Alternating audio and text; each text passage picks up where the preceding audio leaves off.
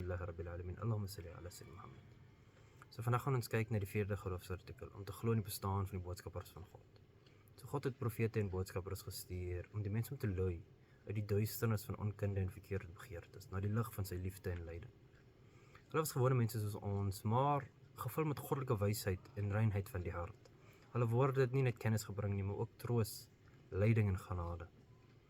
Al was hulle in verskillende tye en plekke gestuur, was hulle boodskap altyd een: om God te leer ken en om hom alleen te dien en te aanbid, en om te leef in regverdigheid, nederigheid en deernis vir jou medemens.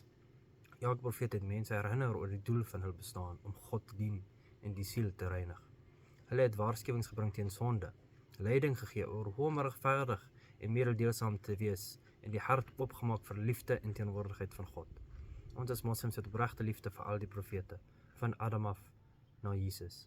En Jesus gebore op 'n wonderlike manier, 'n teken van God se mag en genade, alhoewel ons hom nie aanbid nie, want ware aanbidding behoort aan God alleen.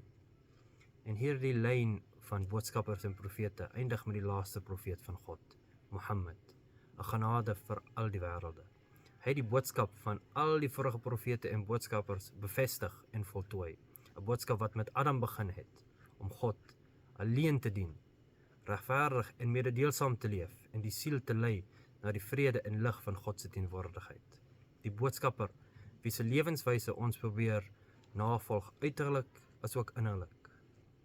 Hy het ons geleer hoe om in hierdie wêreld te leef met God bewussyn in alles wat ons doen en sê. Hy is die allesomvattende boodskapper wat ons volg as die perfekte voorbeeld van volkome oorgawe aan God. Allahumma salli wa sallim ala Sayyidina Muhammad. Assalamu alaikum wa rahmatullahi wa barakatuh.